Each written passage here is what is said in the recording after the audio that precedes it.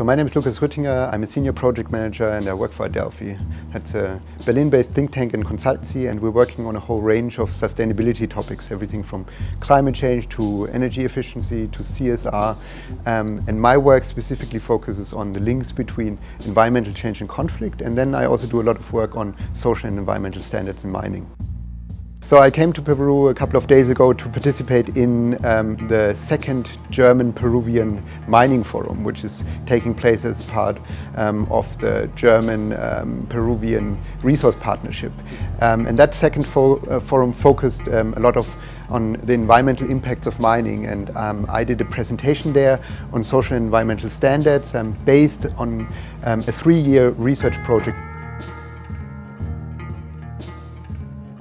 We now have also done a lot of work on the links between climate change and mining, and that's a topic that hasn't been really talked much about, and we thought that would be very interesting to focus on, because the mining sector is actually particularly at risk from climate change.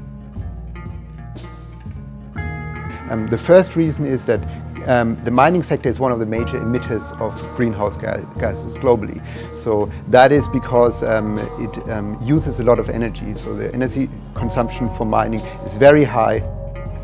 In that the kind of resources that we have available at the moment, the deposits, are increasingly deeper and of lower ore grade. And that means we need more and more energy to get the ore we need. And that means that we'll have more greenhouse gas emissions. So that's one reason. Second reason is that the mining sector is particularly vulnerable to climate change. So the mining sector depends on its location, so it cannot move easily somewhere else. And it depends on water and infrastructure, so on a habitable environment around it. And now climate change comes into the picture and will increasingly impact mining through extreme weather events, floods, droughts. It will impact water resources, and that creates a lot of risks for mining. And the best way to understand that is to understand climate change as a risk multiplier. So if we look at mining today, there are already a lot of conflicts around land and water. You have a lot of health issues with local communities and workers, and these kind of challenges will increase because mining comes in as an additional pressure. So we really have to think and try to better understand what are the links between mining and climate change. And it's particularly important for countries like Peru that depend on mining for their economic development. Climate change will increase a lot of the risks mining companies are already facing today. So, for example, if we think about land and water, this will be impacted by climate change. And there are already a lot of conflicts, for example, with communities and mining companies over their land use, over the waters. And these kind of conflicts will increase when climate change comes in. And on the other hand, since mining is a very vulnerable sector and there are a lot of climate change risks, that might also impact the confidence of investors, and they might look for a different sector that is not as vulnerable to climate change.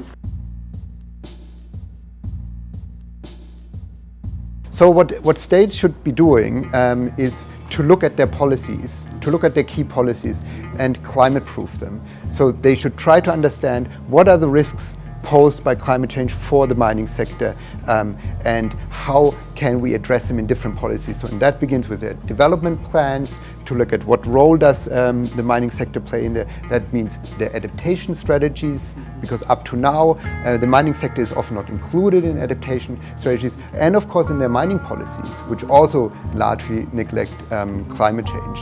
And then a second important part is to generally increase social and environmental standards of mining. So what I said before, since climate change will exacerbate a lot of the existing problems.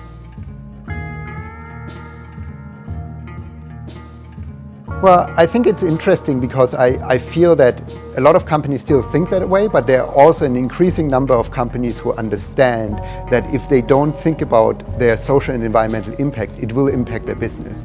So the costs of conflicts to companies are increasing. It's harder for them to get licenses. It's harder for them to operate. So, and climate change coming into the picture, they really have to start thinking about these sustainability issues. And a lot of companies have started thinking about it. So we have a lot of new initiatives, standard initiatives, a lot of responsible mining initiatives, but they're still very much in the beginning. So what we have to work right now is how do we implement these standards? And there of course, it's also important to have a very strong civil society that is included and helps companies, not only holds them accountable, which is very important, but also helps in implementing standards.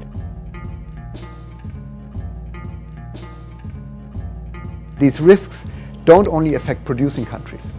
So of course they affect producing countries like Peru and Chile and their mining sector, but it also affects countries like Germany because we depend on most of our metals and minerals for imports. So we share the risks along the supply chain. So it's also in the interest of Germany to really start cooperating with countries to prepare for these climate risks, to raise environmental standards. And I think that is starting a little bit, but also there has to be much more work done. So that exhibition was developed as part of a joint initiative of the German Federal Foreign Office and Adelphi on climate diplomacy.